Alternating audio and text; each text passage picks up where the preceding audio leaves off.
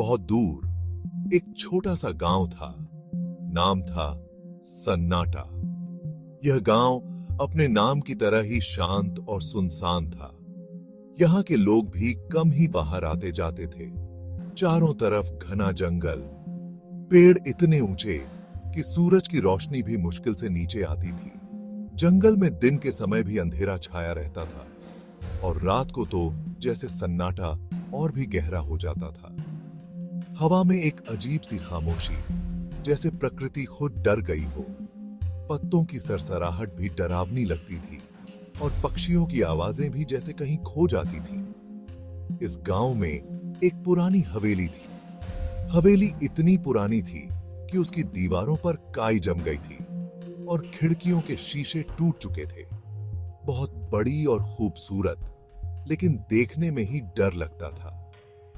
हवेली की बनावट और उसकी विशालता किसी समय की शान को दर्शाती थी, लेकिन अब वह खंडहर बन चुकी थी।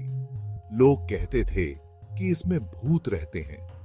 हवेली के अंदर जाने की हिम्मत किसी में नहीं थी, क्योंकि वहां से अजीब अजीब आवाजें आती थीं। रात को अजीब अजीब आवाजें आती थीं, सुनकर रूह कांप जाती थी। कभी किसी के रोने की आवाज तो कभी किसी के हंसने की। कहते हैं यहां एक अमीर जमींदार रहता था। जमींदार बहुत ही कठोर और निर्दयी था और गांव के लोग उससे बहुत डरते थे। एक रात डाकुओं ने हमला कर दिया। जमींदार मारा गया। डाकुओं ने हवेली को लूट लिया और जमींदार की हत्या कर दी। तब से उसकी आत्मा यहां भटक रही है।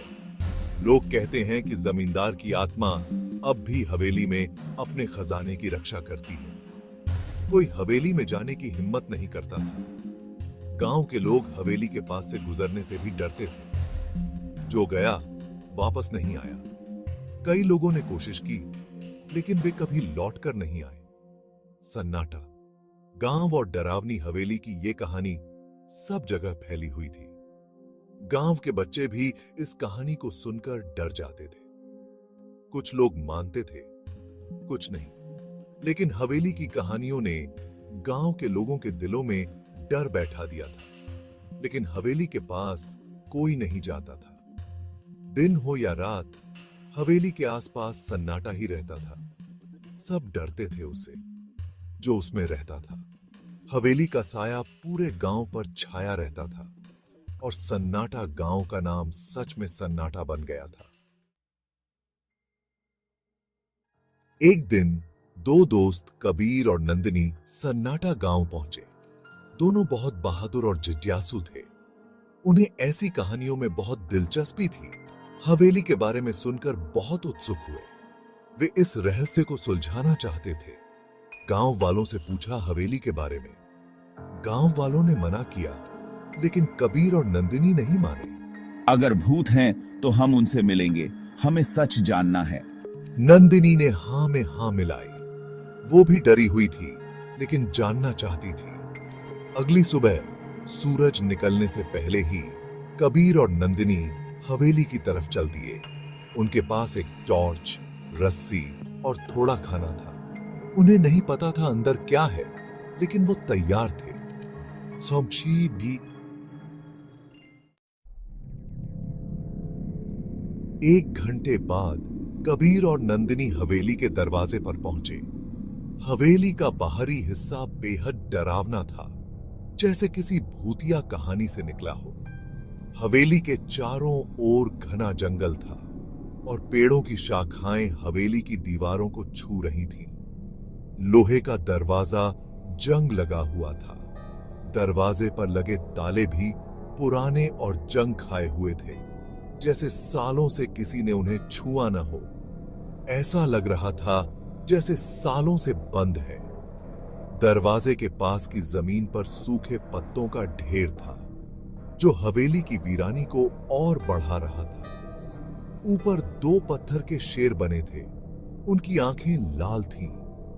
ऐसा लग रहा था जैसे वे शेर कबीर और नंदिनी को घूर रहे हों, उनकी हर हरकत पर नजर रख रहे हों। कबीर ने हिम्मत करके दरवाजा धकेला। दरवाजा बहुत भारी था और उसे खोलने में काफी जोर लगाना पड़ा। दरवाजा आवाज करता हुआ खुला। दरवाजे की चरमराहट ने माहौल को और भी डरावना बना दिया। जैसे ही वो अंदर गए, ठंडी हवा का झोंका आया। हवा में एक अजीब सी ठंडक थी जो उनकी हड्डियों तक को कंपा रही थी। उन्हें लगा जैसे किसी ने सांस ली हो। हवा में एक अजीब सी गंध थी, जैसे किसी पुराने और बंद कमरे की होती है। चारों तरफ सन्नाटा था, सिर्फ उनकी सांसें सुनाई दे रही थीं। हवेली के अंदर की खामोशी ने उनके दिलों की धड़कनें तेज कर दी थीं। हवेली अंदर से भी उतनी ही शानदार थी। दीवारों पर की गई नक्काशी और छत पर लगे झूमर इस बात की गवाही दे रहे थे कि यह हवेली कभी कितनी आलीशान रही होगी। लेकिन हर जगह धूल और जाले थे। फर्नीचर टूटा हुआ था। ऐसा लग रहा था जैसे यहां सालों से कोई नहीं आया हो। दीवारों पर तस्वीरें फीकी पड़ गई थीं। उन तस्वीरों में हवेली के पुराने मालिकों की झलक मिल रही थी, जो अब धुंधली हो चुकी थी, लेकिन फिर भी वो शान दिख रही थी जो कभी रही होगी। हवेली की भव्यता अब भी उसकी दीवारों और छतों में झलक रही थी। कबीर और नंदिनी टॉर्च जलाकर देखने लगे। टॉर्च की रोशनी में हवेली के कोने कोने की जांच करने लगे। हर कमरे में गए, हर दरवाजे के पीछे देखा। हर दरवाजे के पीछे एक नई कहानी छिपी हुई थी, जो हवेली के रहस्यों को और गहरा बना रही थी। उन्हें उम्मीद थी कोई सुराग मिलेगा जिससे इस रहस्य का पता चले। हर कोने में, हर दरवाजे के पीछे वे कुछ न कुछ ढूंढने की कोशिश कर रहे थे, जो इस खौफनाक हवेली के रहस्य को उजागर कर सके। कबीर और नंदिनी ऊपर पहुंचे। यहां और भी डर लग रहा था। हवा में अजीब सी गंध थी, जैसे सड़ी हुई लकड़ी की। उन्हें सांस लेने में भी तकलीफ हो रही थी। क्या लगता है यहाँ कोई है? उसकी आवाज कांप रही थी। कबीर ने इधर उधर देखा। उसे परछाइयां दिखाई दे रही थीं। पता नहीं, लेकिन मुझे लगता है यहाँ कुछ तो है जो हमें बुला रहा है। तभी उन्हें एक आवाज सुनाई दी। धीमी, भारी आवाज, जैसे कोई फर्श पर कुछ घसीट रहा हो। कबीर और नंदिनी एक दूसरे को देखने लगे। उनके चेहरे डर से पीले पड़ गए थे। वे जान गए थे कि वे अकेले नहीं हैं। आवाज तेज होती जा रही थी। उन्हें लगा जैसे कोई उनके पीछे ही है। हे। कबीर और नंदिनी उस आवाज के पीछे पीछे एक कमरे में गए। कमरे में घुसते ही उन्हें एक अजीब सी ठंडक महसूस हुई, जैसे किसी ने अचानक से तापमान गिरा दिया हो। दोनों ने एक दूसरे की ओर देखा। उनकी आंखों में डर और जिज्ञासा का मिश्रण था। यह कमरा और भी अंधेरा और ठंडा था। यहां हवा में नमी थी, सांस लेना मुश्किल हो रहा था। दीवारों पर सीलन के निशान थे और फर्श पर धूल की मोटी परत जमी हुई थी। ऐसा लग रहा था जैसे यह कमरा सालों से बंद पड़ा हो। कमरे के बीच में एक बड़ा सा लकड़ी का बक्सा रखा था। बक्सा बहुत पुराना और जर्जर हालत में था, जैसे किसी ने उसे बरसों से नहीं छुआ हो। कबीर और नंदिनी ने बक्से की ओर कदम बढ़ाए। बक्से के पास आते ही कबीर और नंदिनी को खून की गंध आई। यह गंध इतनी तीव्र थी कि दोनों को उल्टी जैसा महसूस होने लगा। नंदिनी ने अपनी नाक पर हाथ रखा और कबीर ने बक्से को ध्यान से देखने का फैसला किया।